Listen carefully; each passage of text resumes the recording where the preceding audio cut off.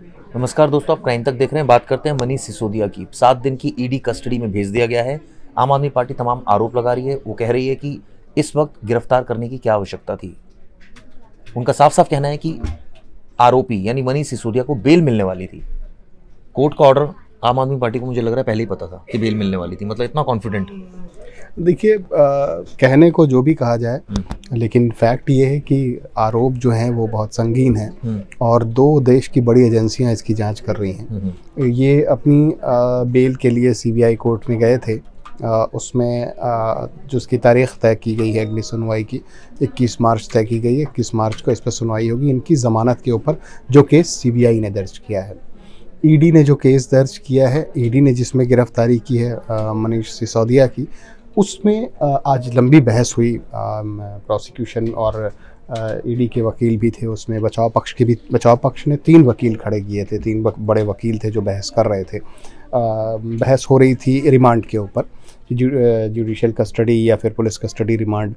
ED ने 10 दिन का पुलिस कस्टडी रिमांड मांगा था पूछताछ के लिए। तो काफ़ी दोनों तरफ से बहस हुई, दोनों वकीलों ने अपने अपने पक्ष रखे। एक एक करके 3 वकील अपीयर हुए मनीष सिसोदिया की तरफ से।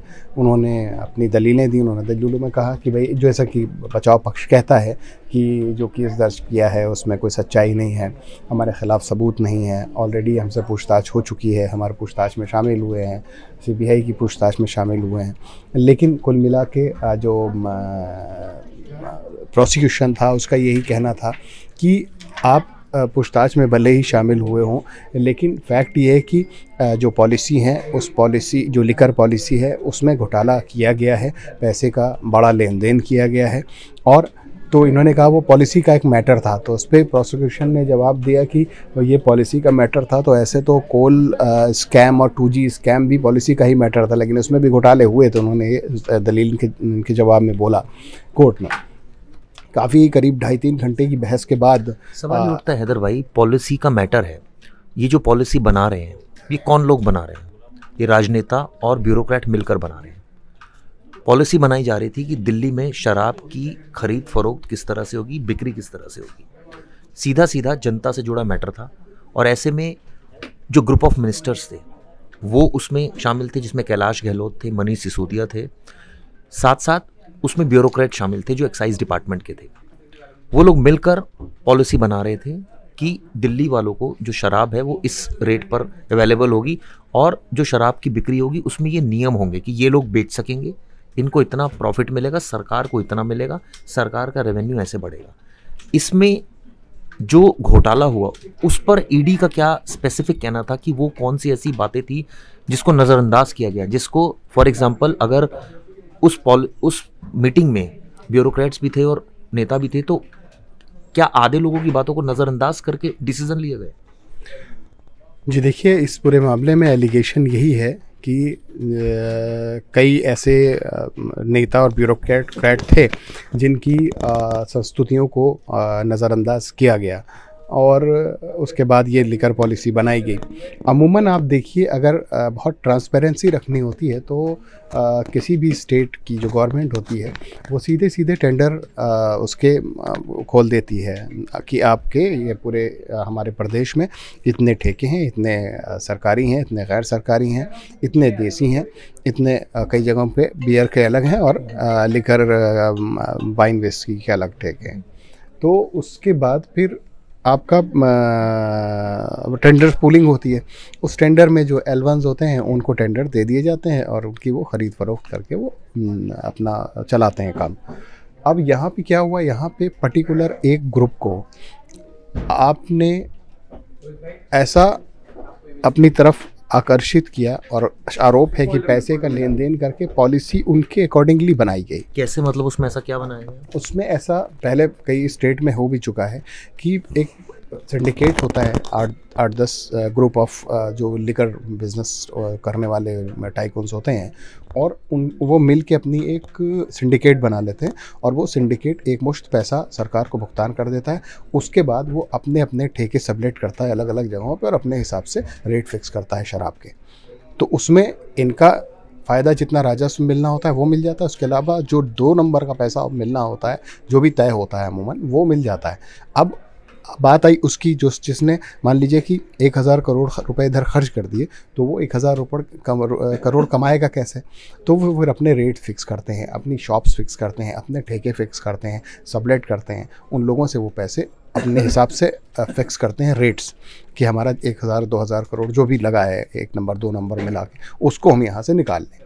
तो ये पर्टिकुलर एक सिंडिकेट के लिए काम किया जा रहा था। एक जो मेंशन किया आपने सही बोला है भाई, इसमें जो साउथ का एक सिंडिकेट था जी, जिसके लिए स्पेसिफिक काम किया जा रहा था, जो ये कहा गया, और सबसे बड़ी इसमें बात ये थी कि 12% पर जो है वो फिक्स किया गया, यानी कि आप सोचिए कि 12% प्रॉफिट के मार्जिन पर फिक्स किया गया, ऐसी बात सामने आई। प्लस इसमें उस समय के जो एक ऑफिसर थे जिनकी रिकमेंडेशन को भी नज़रअंदाज किया गया, और डिसीजन मिनट्स में नहीं था, लेकिन बाद में वो डिसीजन के फॉर्म में आया निकल कर। देखिए, जब सरकार कोई भी हो वो पॉलिसी बनाती है और बहुमत की सरकार होती है, तो वो कोशिश करते हैं कि अपने हिसाब से हम पॉलिसी बना दें।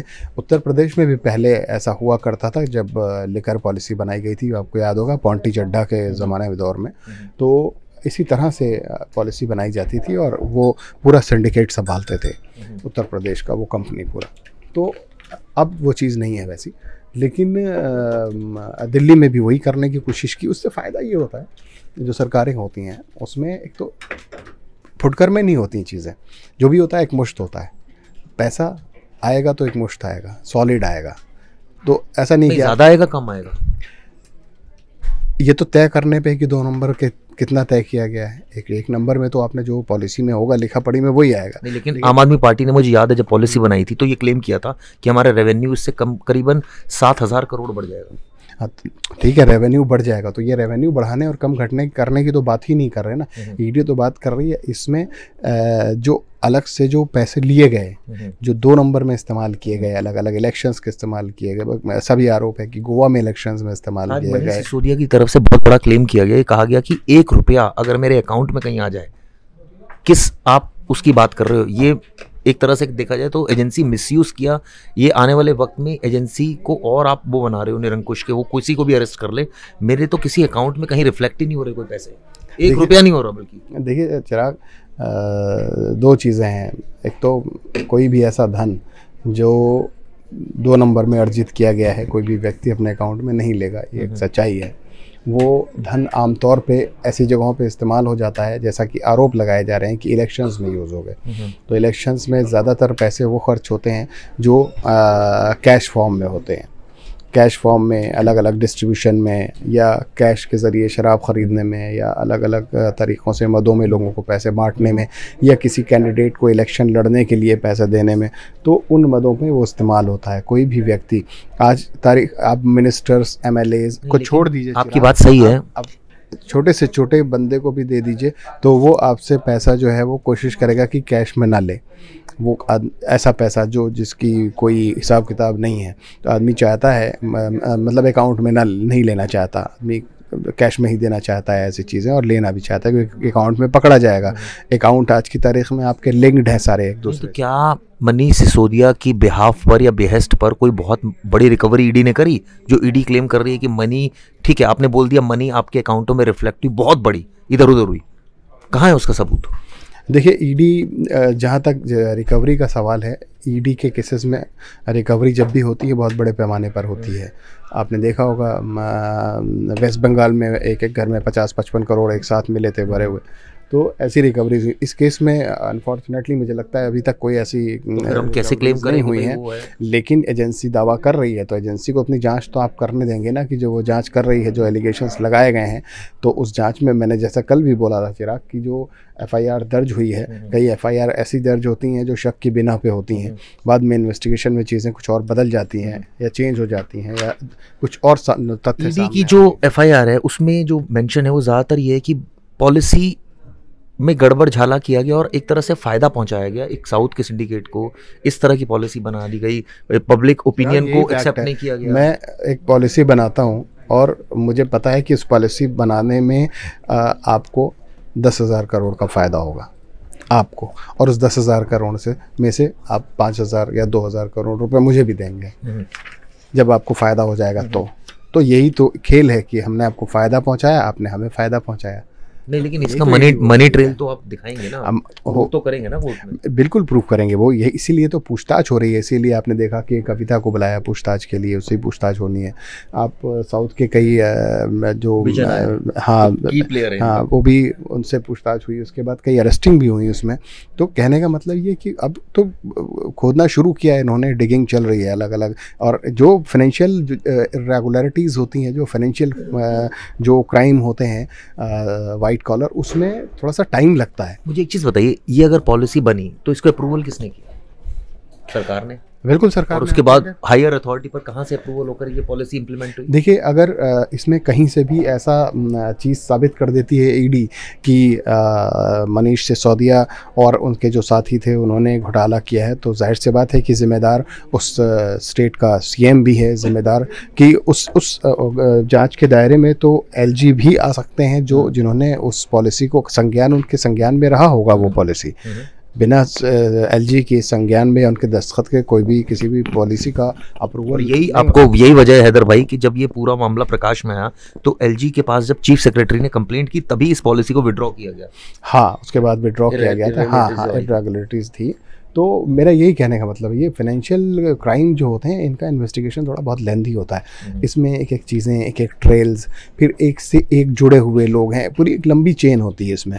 तो अब उन लोगों को एक एक करके पूछना, गिरफ्तारी की ज़रूरत होती है तो गिरफ्तारी करना, उनके अकाउंट्स, उनके जो अकाउंट्स के अलावा जो उनके रिश्तेदार हैं, जो उनके दोस्त हैं, जो उनके फेक अकाउंट्स हैं, जो उनकी अचल संपत्तियाँ हैं, उनका इवैल्यूएशन करना, तो एक लंबा प्रोसेस होता है। लेकिन ये चीज़ तो बतानी चाहिए ना, अगर ईडी के पास ऐसे सबूत है मनीष सिसोदिया के खिलाफ की इतनी अचल संपत्ति, तो बताएं। बिल्कुल, ईडी कोर्ट में बता रही है, नटशेल में बता रही है, कोर्ट को भी डिटेलिंग इतनी नहीं कर रही है वो रिमांड के दौरान, लेकिन मुझे लगता है कि चार्जशीट के दौर पे आएगी तो उसमें बड़े खुलासे और करेगी ईडी, और तब तक इन्वेस्टिगेशन भी इनका आगे बढ़ जाएगा। अभी तो रिमांड लिया उन्होंने। मतलब आपको लग रहा है कि ईडी की इन्वेस्टिगेशन बिल्कुल राइट डायरेक्शन में और मनीष सिसोदिया दोषी है आपके अकॉर्डिंग? देखिए, मैं ना तो ये कह रहा हूँ कि ईडी की इन्वेस्टिगेशन राइट डायरेक्शन में है, और ना मैं ये कह रहा हूँ कि मनीष सिसोदिया बेकसूर हैं।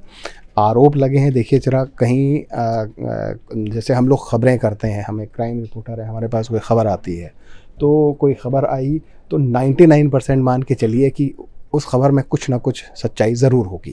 हम उस पर फिर अटैम्प्ट करते हैं, फिर उस पर कोशिश करते हैं, पता चलता है कि 1.1% होता है कि खबर गलत निकल जाए, लेकिन 99% वो खबर सही निकलती है। तो ऐसा ही इस केस में है, अगर कहीं से चिंगारी है, आग उठी है, तो कहीं ना कहीं इसका मतलब कुछ तो है इरेगुलरिटी। ना हो 10-20 हज़ार करोड़ की, ना हो 500 करोड़ की, लेकिन कहीं ना कहीं गलतियाँ, कमियाँ, क्योंकि लाभ पहुँचाने की कोशिश की गई है। हाँ, क्योंकि ये तो आप उससे ड्राफ्टिंग से ही पता लग रहा है, क्योंकि वहाँ तो ईडी ने उन लोगों को बुलाया जो जीओएम में मौजूद थे, जिन्होंने उनमें से कई ने ये क्लेम किया कि भाई हमारे डिसीजन को माना नहीं गया। एक चीज़ हम जो बोल रहे थे माना नहीं गया। एक चीज़ बड़ी आसानी से समझी जा सकती है कि हमारे हिंदुस्तान में, हमारे देश में हर पार्टी को, हर राजनीतिक पार्टी को इस बात का अधिकार होता है, इस बात का हक है कि वो अपने इलेक्शंस के लिए अपने पार्टी फंड में पैसे लेते हैं। आता है कहाँ से आता है वो पैसा? पार्टी फंड में लोग देते हैं, बड़े बड़े बिजनेसमैन देते हैं, बड़े बड़े लोग देते हैं। कुछ लोग ऐसे होते हैं तो साम दाम दंड भेद के चलते पैसे को अलग फॉर्म में ले लेते हैं, चंदे के तौर पे ले लेते हैं। और इलेक्शंस आ रहे थे, ये भी फैक्ट है, गोवा का इलेक्शंस था, पंजाब के इलेक्शन थे, तो ऐसा संभव है कि इलेक्शंस के लिए कहीं से कोशिश रूट करने की कोशिश की गई। ऐसी संभावनाओं से इनकार नहीं किया सकता। चलिए, सच क्या है आने वाले वक्त में पता लगेगा। ईडी अपनी जांच तो कर रही है, उम्मीद ये की जानी चाहिए कि जो ईडी क्लेम कर रही है, क्योंकि अगर किसी को गलत अरेस्ट किया है तो निश्चित रूप से आने वाले वक्त में ईडी को भी जवाब देना होगा, और अगर सही अरेस्ट किया है तो कोई कितना भी बोले, सच तो सच ही होता है। ये वीडियो आपको किस लिए की जरूरत आएगी? Thank you.